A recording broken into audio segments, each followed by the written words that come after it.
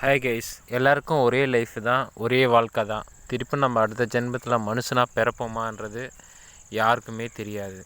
ஆனால் இருக்கிற ஒரு ஜென்மத்திலேயாவது நம்ம மனுஷனாக பிறந்தோம். அந்த மனுஷனாக பிறந்த ஜென்மத்திலேயாவது அண்ணன் தம்பி சொந்தம் பந்தம் ஜாதி மதம் இதெல்லாம் பார்க்காம பழகணும்.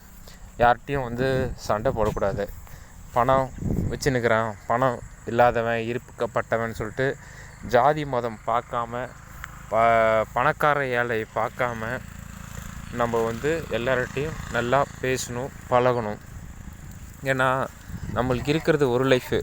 ஒருத்தனுக்கு பணக்காரனாக பிறந்திருப்பான் அந்த ஒரு லைஃப்பில், இன்னொருத்தன் ஏழையாக பிறந்திருப்பான் அந்த ஒரே லைஃப்பில். இது மாதிரி கடவுள் ஒவ்வொருத்தனுக்கும் ஒவ்வொரு மாதிரி படைப்பு படைச்சிட்டாரு. அதை நம்ம ப்ரெஸ்டேஜ் பார்க்காம பழகணும். யார்கிட்டையும் சண்டை போடக்கூடாது.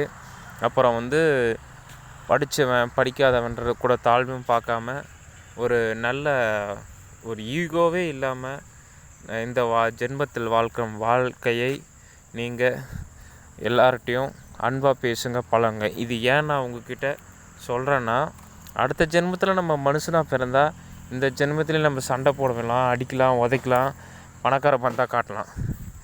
இருக்கிறதே ஒரு ஜென்மந்தான். அந்த ஜென்மம் நம்ம பிறந்துட்டோம் மனுஷனாக. இப்போ அடுத்த ஜென்மத்தில் நம்ம மனுஷனாக பிறக்கிறது கண்டிப்பாக கிடையாது. புரியுதுங்களா? என்னவோ நம்ம அடுத்த ஜென்மத்துலேயும் மனுஷனாக தான் பிறப்போன்ற மாதிரி இந்த ஜென்மத்தில் பிறந்துட்டு சும்மா ஒவ்வொருத்தர்கிட்டையும் சண்டை போடுறது, பணக்காரன் ஏழை அப்படின்னு பந்தா பண்ணுறது, இதெல்லாம் எப்படிங்க? வரும்போது எப்படி ஒருத்தையாக தான் வளர்ந்தோம், போகும்போது அப்படியே போவோமே. சப்ஸ்கிரைப் பண்ணுங்கள்.